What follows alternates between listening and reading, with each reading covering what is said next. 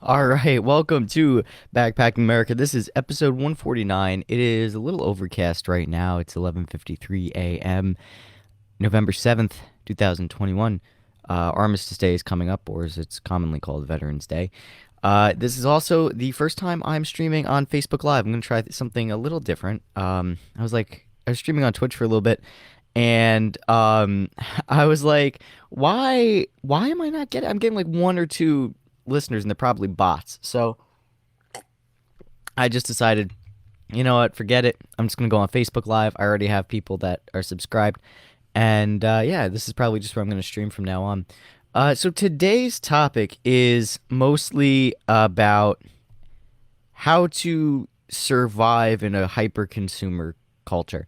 Um, and it's mostly focusing on eating habits, exercise habits, and just kind of general griping about negative impacts of social situations. So like, and there's some things that give me hope for America, and then there's some things that are like, what the hell?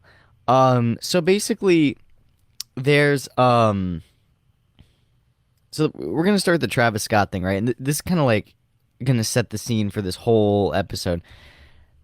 it, that Astro World concert was so disgusting in how it was handled, from security to Live Nation organizing it to just Travis Scott's behavior in general. Um, the fact that he didn't stop a concert when he saw CPR being administered to multiple people and bodies being carried to ambulances, and now he's trying to act like he's, oh, like I'm so sorry, I can't believe this is happening. His forehead in that video was struggling more than him. Like, that dude is straight cap. He's full of it. There's literally no excuse for that and how he was treating that whole situation. He should have stopped the show. The media personnel wouldn't listen to the kids climbing up the rafters, telling them there was a shooting, that people were dying. It was a disaster from the get go. The security guards are trying to keep people in after a shooting. You don't, like, what, instead of evacuating? It was disgusting, and everyone there that was, not trying to do the right thing, would give the impression that, there's no humanity left in our society. But there were a lot of heroes that night. A lot of people that especially this girl and this guy, they climbed up a ladder to talk to a cameraman, saying, "Hey, stop the show! Like there's something going on. Like, someone's dead. Stop the show." People were screaming for the show to stop and to try and help people, and there were more helpers than there were harmful people, and that's a good sign. Oftentimes I feel like there's an overwhelming amount of negative people in the world, but we also have to remember too that social media and media in general focuses on the negative because that sells. It's more interesting than someone doing a good thing.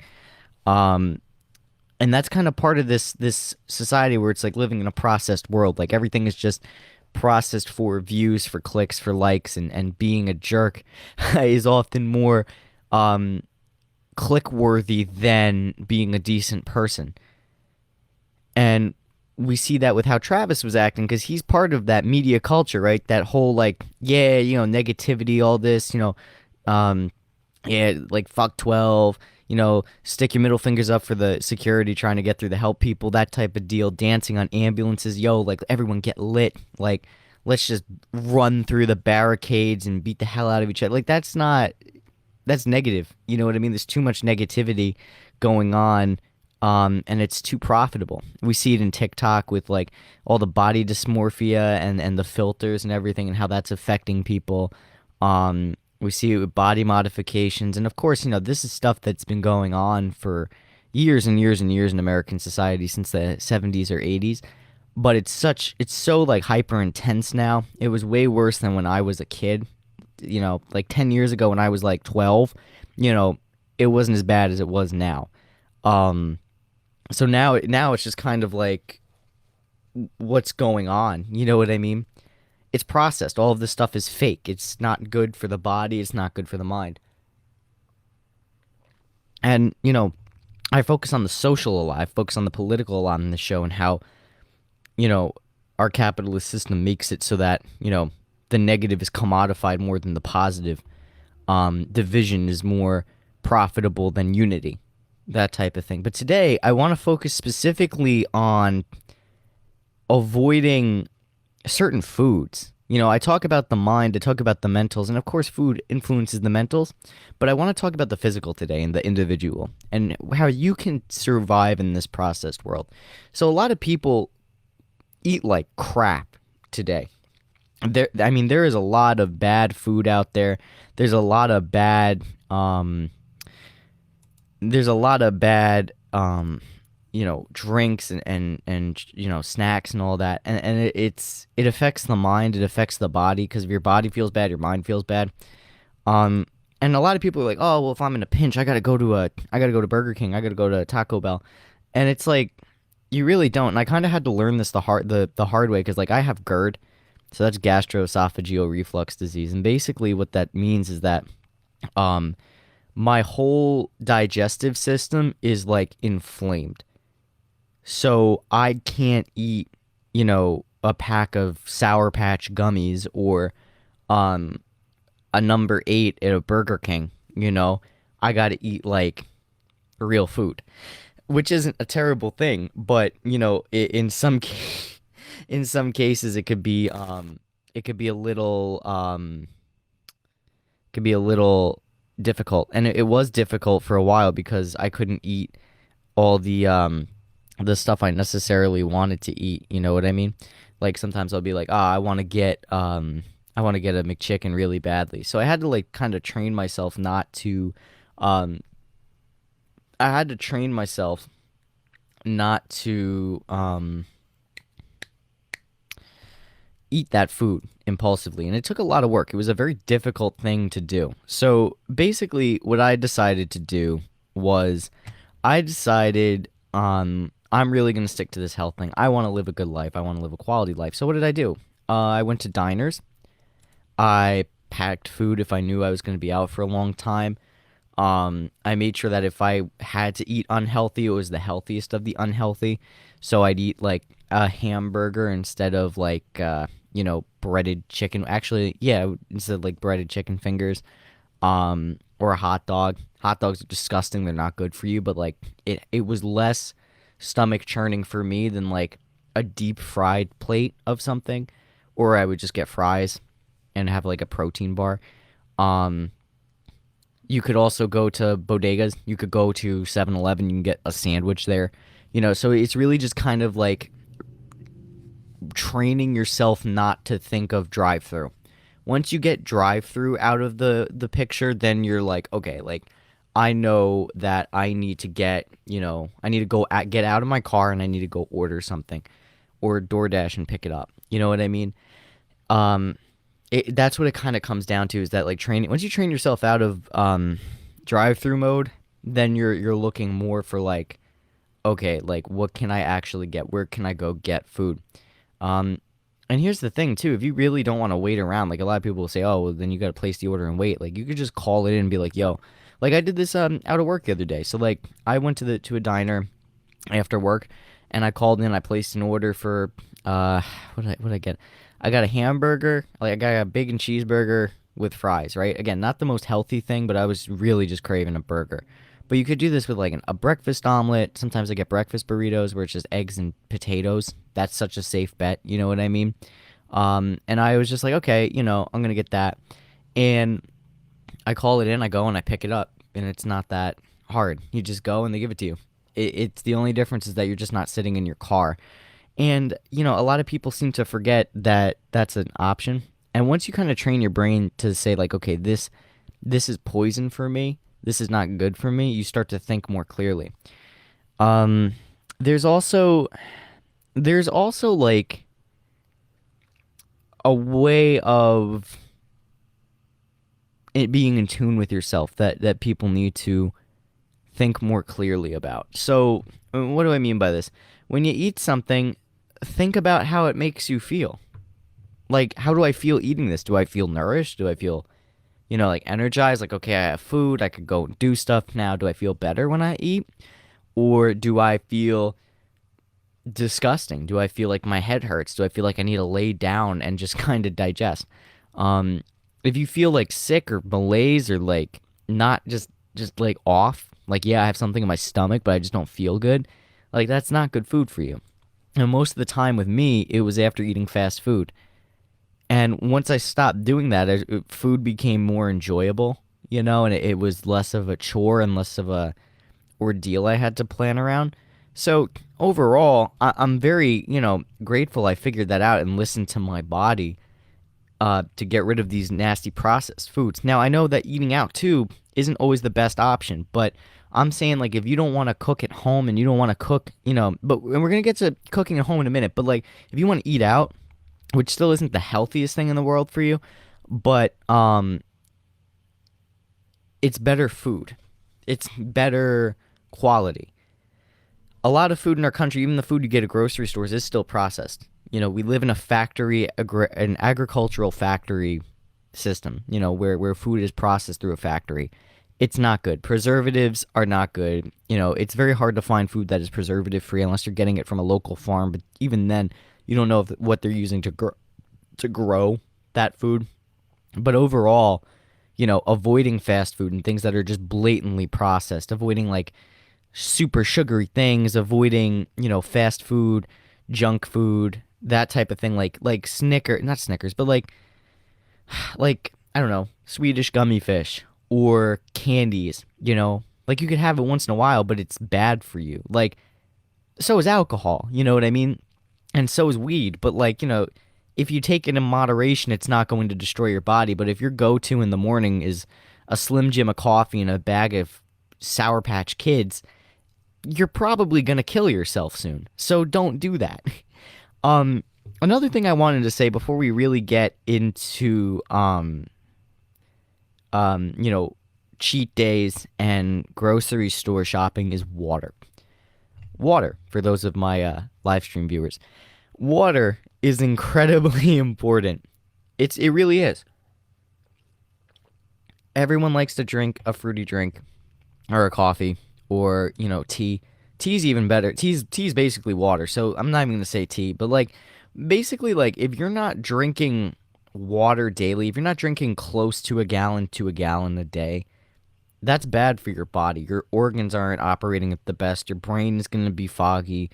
You're going to be lazy. You're not going to really want to do anything. You need to drink water to feel energized. You need to constantly be hydrated because if you're not hydrated, you can't really function your best. And like it's a good preventative. It's really good for gut health. Drinking water is great for your gut, and drinking sodas and coffee all day, and because I used to drink coffee all day. So here's a perfect example, right? I would barely drink water my freshman year of college. When I was if you look at pictures of me or if you remember me in my freshman year of college, I was gray. I was barely 115 pounds. I was agitated all the time, exhausted all the time, and angry all the time because all I had were I had 5 large cups of coffee. I vaped, and I would only drink orange soda, which was just weird because like I never drank soda a lot in high school. At least I don't remember. I probably actually know what that's BS. I did drink a lot of soda in high school. So I wasn't drinking water. I was drinking a lot of coffee, and I had like maybe 1 or 2 glasses of water a day. I looked terrible. My body was dying because you need water to function. When I started drinking more water, I cut my caffeine intake and I eliminated sugary drinks, and like, I got a lot better. I looked a lot better. But the food I was eating on campus, and this is a problem with college campuses too, they get the cheapest, most disgustingly processed foods from companies that provide food to prisoners. So we literally are eating prison food at very expensive universities, and state schools are still expensive. $90,000 over 4 years is still an investment, and a lot. You would expect food that wouldn't make you want to die every day. So there was that. High in sodium, breaded, fried. The healthy options weren't even that good, and you can make healthy taste good. You know what I mean? But anyway, that's for a little later in the episode. Getting back to water. Drinking water is really good. 8 glasses a day is ideal. It's not that hard, and it's easy to put down.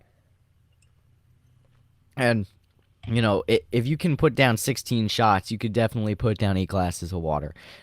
It's not that hard. It's just drink water. I don't know why that's such a hard concept for people. Oh, I don't have it with me. It's in my car. But if you get like a half-gallon reusable jar, you know what I mean, from Target or something, and you drink two of those, your water per day is met. Also, what helps consume more water is working out. And that's also really good for your organ health because it keeps your blood moving. It fights cholesterol. It fights depression. A big problem with our process society is depression and mental illnesses. It feels like everyone I talk to today is mentally ill, has been hospitalized at least once, and you know, it, overall, it just you know addicted to drugs or alcohol. So there needs to be a re-looking at how we function things, right? And some people say, well, I go to work and blah blah blah. It's like, yeah, I work too. I work 5 days a week. My shifts are 7 or 8 hours, and right after work I eat and I go to the gym. There's really no excuse why you shouldn't be doing some form of physical activity. Even if you don't want to go to the gym, go for a run, go for a hike, do calisthenic exercises. There's a variety of things you could do to keep the blood moving and improving your mental health. Um, Literally going outside and working out will do wonders for your health. I'm not saying that, it's the end all be all, but it's a massive boost. And I feel like in our society, we're too focused on giving everyone a pill to magically fix issues, when in reality, it's really just mostly down to you and your life choices. So, like, going outside, talking to people, forcing yourself to try new things, um, keeping the mind active is a huge thing. A lot of people don't keep their mind active anymore. Um, that's a huge problem. That's a huge problem. So keeping your mind active by reading, um, constantly creating new goals for yourself, which could be channeled through working out, is very important. And consistently doing it is the key too. 3 to 6 days a week is what you should be doing. And if you do that, you'll notice your water intake will go up and you'll notice your mental health improve because one, you're hydrated, so naturally your body's going to feel a lot better because you're hydrated. And two, you're working out, so you're creating new goals for yourself, and then that's good for the brain too because you can see the progress, you'll feel good about yourself, and you'll be able to function at a better rate because you're taking care of your health. So drinking water and going to the gym go hand in hand because you're increasing your water intake. And then on top of that, if you make protein shakes and you use water as the base, that's already you're drinking water. And on top of that, you're getting more protein. And especially if you use natural protein stuff, you don't want to get like try to avoid the processed stuff. This is something now. This is where we're gonna get into the grocery shopping, right? You can get supplements at Walmart, and you can get your protein at Walmart, you can get, or any grocery store. Try to get organic proteins and organic supplements because a lot of the stuff you'll get at the supermarket is full of like metals and toxic chemicals and preservatives. And not to mention there's a ridiculously high amount of protein in these shakes. And the thing is that you don't need like 40 to 80 grams of protein to just put on some muscle and to just maintain it and to get more caloric intake. You don't need like 60 grams of protein. Um, that's honestly too much protein is actually really bad for your kidneys. So because it's a bulky molecular structure. So it's stressing the kidneys out and it could create kidney stones. And unless you're bodybuilding and aggressively hitting the gym, like you're there for 2 or 3 hours and just aggressively going at it to where you're just wiped, you know, yeah, then I can understand the 60 grams of protein. But like if you're just going there for a maximum of 2 hours and you're doing a workout that is, you know, enough just to build muscle, but not to where you're trying to be a bodybuilder, you don't need 60 grams of protein. You don't even really need 40. You need 20 as a supplement, so basically like a fourth or fifth meal, and then you just eat high protein foods. So how I do it is, and some people will say this, about the Cliff Bar, where the Cliff Bar is like this, candy bar or it's just junk or whatever. I don't think so. And I'm mostly eating it for the protein. So, and they're the healthiest snack or protein bar you could really have. And I'm not sponsored by Cliff Bar, by the way. But anyway, for breakfast, if because I go to work too, I work at 5:30 in the morning. So I have two protein bars from Cliff. So that's 40 grams of protein. And then I'll have two bags of Cheez-Its. So I'm getting my carbs and I'm getting my protein. So that's good. Ideally, you'd want some fiber in there too, but you could do that for lunch as well. So that's what I have for breakfast. For lunch, I'll have um what the hell do we call it? It's an Italian appetizer. Basically, I isn't that bad? I'm Italian and I don't even know what it's called anymore. Total mind blank. But anyway, I'd have like a platter of meats or cheeses for lunch and some crackers with jam on it, or I'll make a ham and cheese sandwich with corn chips, or I'll have like some sort of side. And for dinner, I'll have like a vegetable and usually like a chicken or my parents sometimes make pork too. Pork isn't really the greatest thing in the world to eat, but you want to aim for like a chicken with a vegetable, and you want to try to have vegetables one meal a day. I slack with that a lot. Um, I mostly like to eat Brussels sprouts, and the thing is too, like when it comes to cooking vegetables, there's like a specific way.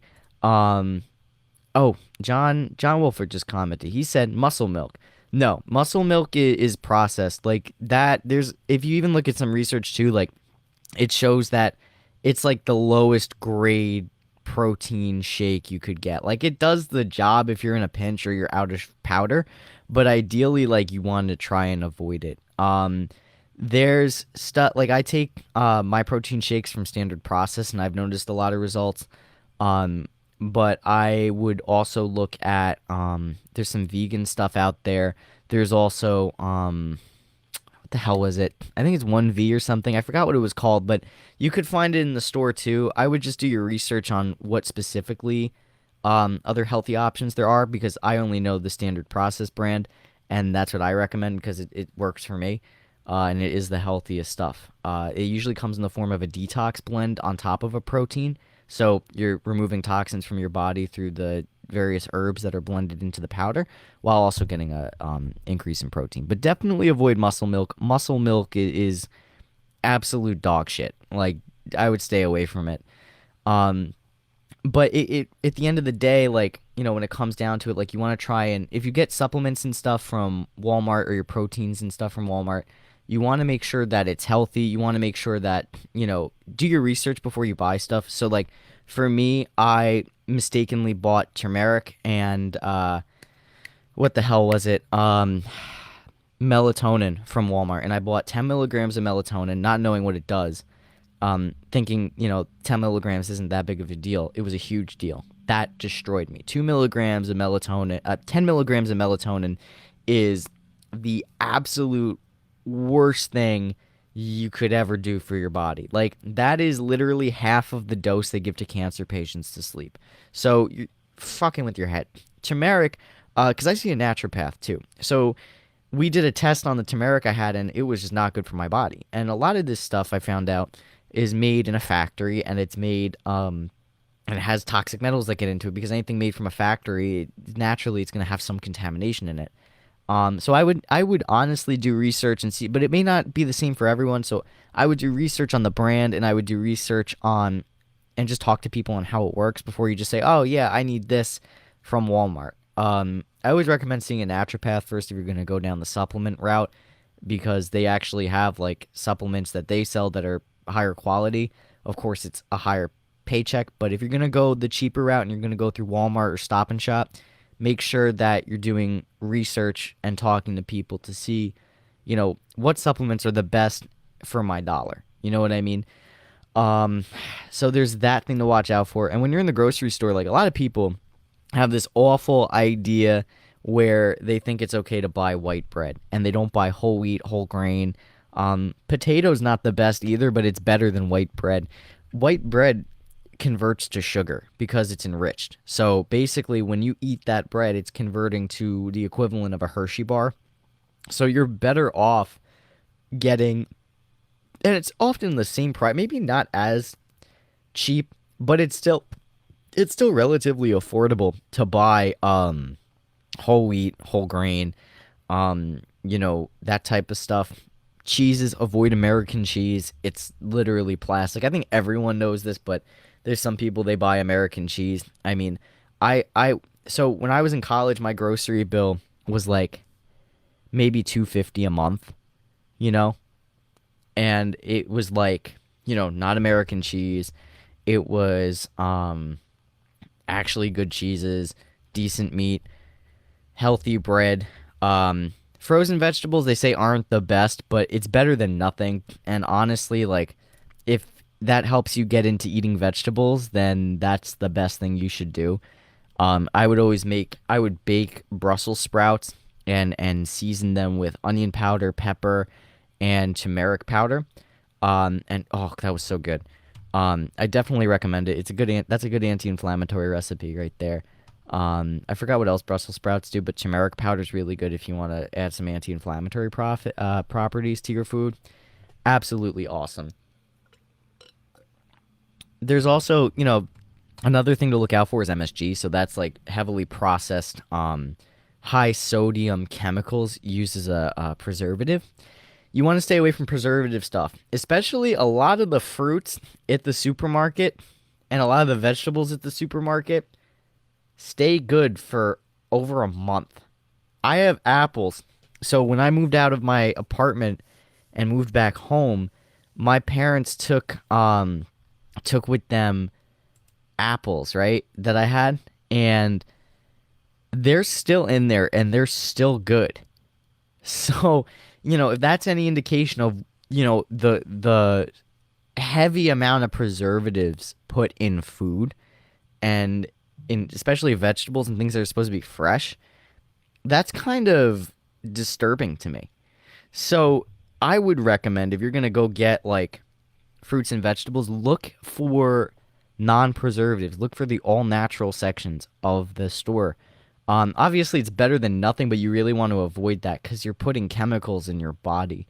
Um, I like, for example, like my parents, they go to a farmer's market and they get like, or we even grow vegetables. So like, growing your own stuff, which you can do inside as well, or you could, or go into a farmer's market or like Aldi's or something where things are actually all natural.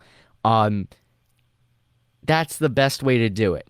And all these is cheap too. The only thing you gotta do is just put a quarter in the the shopping cart, and that's really it. And you get the quarter back, so just do it. All these is great for supermarket stuff. Um, the thing is though, if you're gonna buy all natural, and this is something I learned the hard way, um, don't buy in bulk. You want to buy non-perishables in bulk, but you don't want to buy like vegetables in bulk. Like plan out a meal that you're going to use with the vegetables unless you're doing like frozen vegetables. But if you're doing fruits and stuff, like say you want to buy apples, buy it for like 3 days. Like 3 days worth of apples because they will go bad within a week without preservatives. So you need to be very careful with how you buy, non-preservative stuff because we're so used to things lasting for up to a month when it really shouldn't. Um, that's the type of stuff you want to avoid. But non-perishables, you do that.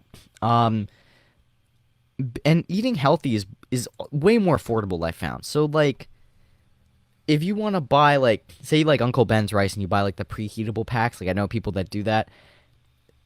If you buy 10 of those, it's more or at the equivalent of a pound of like jasmine rice or like brown rice. You could buy like a pound of rice and just kind of scoop it and put it in the pot you boil it in at the same rate or cheaper than the individual microwavable packs. And you also don't need to buy brand names. Oftentimes brand names are just as are actually more unhealthy. So you want to, when you buy things, you want to do research into the branding of it. You want to look at the nutrition facts. You want to see like what is in this. Is it enriched? Is it with corn syrup, which you don't want to buy? What are the first three ingredients, or what is the most in the substance you're consuming? Um, and even like, I see people even saying like, oh, take CBD oil, right? or oh, you should buy this like tincture, this supplement, and it's like, yeah, but like what's in it? A lot of this stuff, especially like I know CBD and Delta 8 are big now, especially with weed. You know, even like weed that you buy off the street, like that's grown with preservatives and like that's grown with chemicals. Like you don't know what was put in that to grow it. So you got to be careful of that too. I would honestly wait for legal states to like release um um their findings on what it's grown with in the process and making it before you buy it. And if you are gonna smoke it or consume it, do it very moderately. Don't do it like every day or once every week. Like do it a couple of times a year, because like you don't know what's really in it. Alcohol, same thing. Like try to avoid alcohol at all costs. Um, I like to drink, but not too much because it makes me feel like crap. And there's so much stuff. If you look at what's actually in alcohol, like and how it's like preserved and made, it's terrible. Like it's actually really, really bad. If you want to live a healthy life, try to avoid that stuff at all costs. Please, even edibles too. Like stay away from that. You don't know what the hell is in that stuff. The way they make beer is really concerning too. I know that sucks for a lot of people hearing this, but just try to like stay away from that. Just drink some tea, man. Like that's the best way to just drink some tea. Ideally, get the herb itself to brew with, and get one of those tea kettle things where you could put the herb in the little strainer. But you know, if you really need to, just go to the store and get the tea bags. I mean, it's not really that much of a difference, but like, with the herb itself, it's stronger and it feels a lot better. So, um, definitely do that. Um, I want to talk more about like the naturopaths and stuff. So they're really cool people. Obviously there's some witch doctors out there, but look for anyone that sells standard process stuff. They're usually really good. I see a guy right now, and he's really helped me. So like I said, I have GERD, and the doctors gave me omeprazole, and that stuff just made me sick. And the first time I was on omeprazole, I was on 10 milligrams, and I wasn't taking care of myself at all. I was just, a nut job. I was smoking and drinking and eating bad food. So I was like, okay, maybe I should try it again. So I went to see an ear, nose, and throat doctor. Because my throat, if you remember back in July, there was something going on with my throat. And I was like, what the hell is this? So I went to the doctor. He's like, oh, there's just some irritation. It looks like GERD is like irritating your throat. I'm gonna write you a prescription for 40 milligrams of omeprazole. And I was like, whoa, that's more than I've ever taken. He's like, yeah, well, this will really knock it out of the park, which is not really how that works. It's not like a virus or anything. It's like acid, and I don't know, whatever. It's not really how it works. So whatever. He gave me 40 milligrams. That's 3 times the strength of what I used to take. I took 2 doses of it, and I've immediately felt as sick as I did when I was 19 years old. Um, I've never had that much reflux or pain in my stomach since I made these life changes within the past year and a half, with how I live my life. And I was like, okay, this is bad. So I started taking supplements every day. The throat pain went away. My reflux is basically gone. Um, I have, when I'm not taking supplements, I have the worst gas in the world. Like, if you've been in a room with me and I pass gas, you know how terrible it is. And I'm sorry for anyone that was in the room with me when I pass gas. It's terrible. It smells like my insides are rotting. But when I take these supplements, it's like, oh, like that doesn't really happen. And if I do happen to pass gas, it's once, and it's not even that. It's like a regular fart. It's not, to be blunt, it's not like a chronic issue where it's like, oh my God, this is like I'm rotting. Um, the chemical itself is not good for everyone. Some people, the medicine is life-saving, and I'm not saying not to take your medication if that really does help you. If the medication helps you and you don't feel any negative side effects, please keep taking your medication. But like, if there's issues with it, don't think there's something wrong with you. Maybe just try the natural route.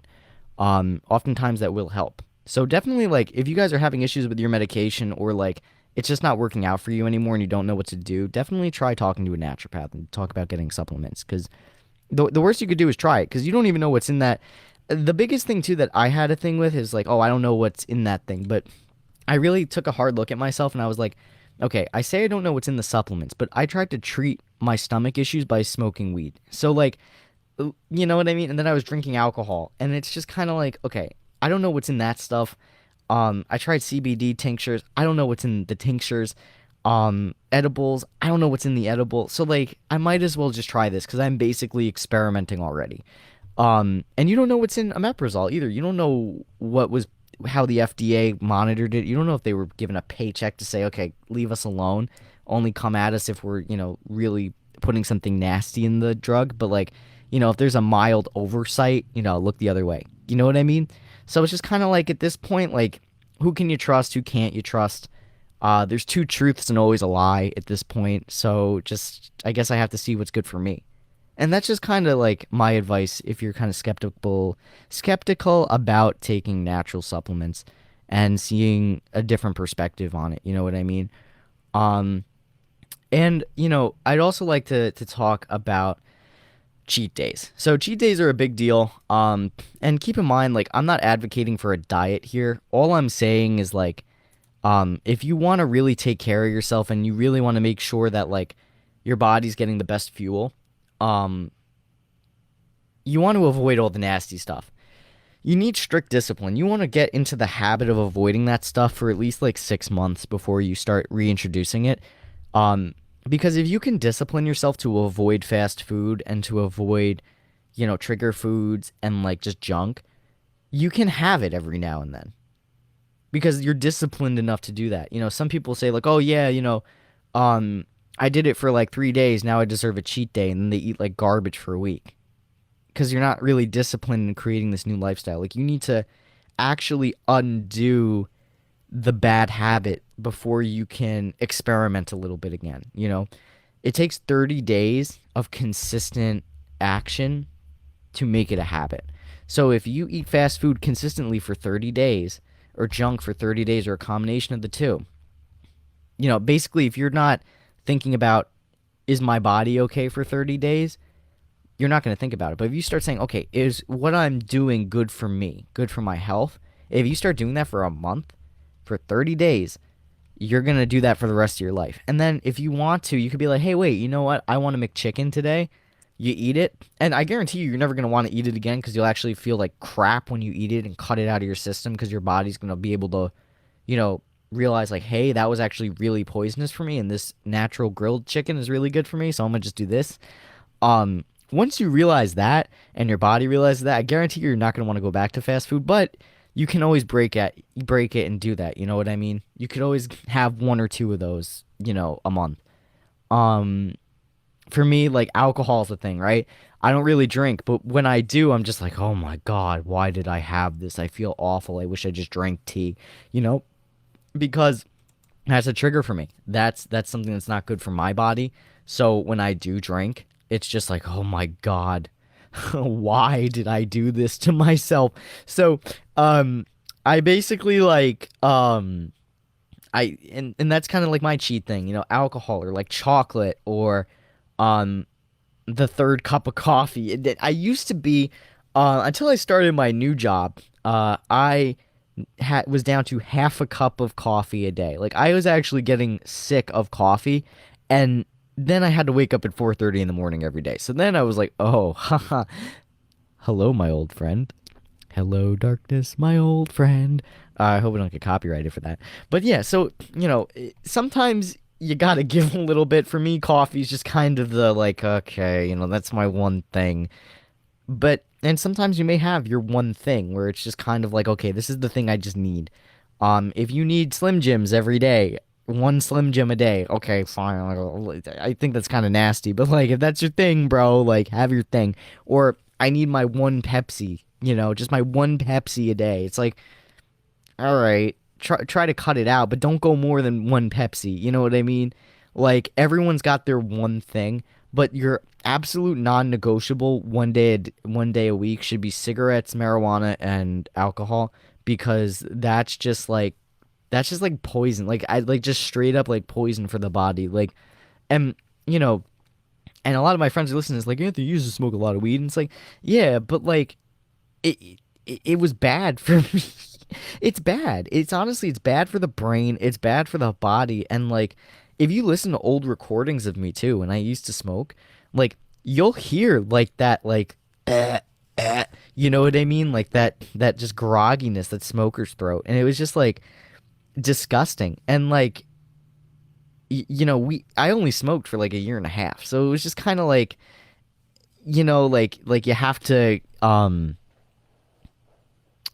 kind of like look at yourself and be like, okay, where am I going with this? And it's like most of the people that listen to this too, we're all in our like early 20s. So it's just kind of like we have time to change things. When you're in your 40s and you've been doing this for 20 years or 10 years, then it's just kind of like, okay, dude, like now you have to go into damage prevention mode. Like, can I live till 70? If I can live till 70, that's pretty good. But like continuing bad habits leads to more health problems, and just kind of like readjusting your life so that way you can live a decent one. It's a quality of life thing. Even if like you change your life around now and you're still, damned to live to 70, um at least you're not going to be, choking on air and you'll just kind of like die. You know what I mean? Um, it's really a quality of life thing. Like, how do you want to live your life, really? And, you know, if you want to live your life and just kind of like, the health risks and you're just like, yeah, I'm just gonna go with it. All right, go with God, baby. But just, I hope you're okay with thousands of dollars in medical bills and like, emphysema, or liver transplants, or living a weird life. But like, go for it if that's what you want to do. But I'm just saying, like, there's so many other options to do, like health wise, that it's literally it's not it's actually easy to change. Once you start doing it, you actually prefer it. So just, doing some sort of physical activity every day, getting the idea of fast food out of your head, and really, really trying to just like do research on like natural ways to take care of any, ailments you have if medication isn't working for you. Um, that's just the best way to do it. And by the way, I want to make a disclaimer that you should get your COVID shot, because there's literally like no negative health benefit to it. Like any negative health, aspects of it is in like the under 1 percentile. So like and here's the thing too, like if you're taking medication like for depression or anxiety, or if you're smoking weed out of a cart, like not synthetic, but you're smoking oil out of a pen. I hate to break it to you, but the mental illness pills straight up do lower your libido.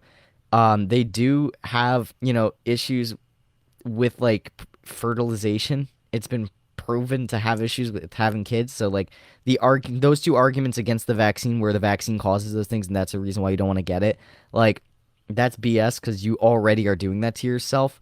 The third reason, the thing that I don't get about, the vaccine hesitancy is that like what did I say? Well, I had a good point. Oh, I hate when that happens. Basically, just get the vaccine. It's not going to kill you. It's going to help you. All these other life change things are going to prevent you from getting sick, but like, and make it less likely for you to get sick, but it's not a cure. It's not going to be the end all be all.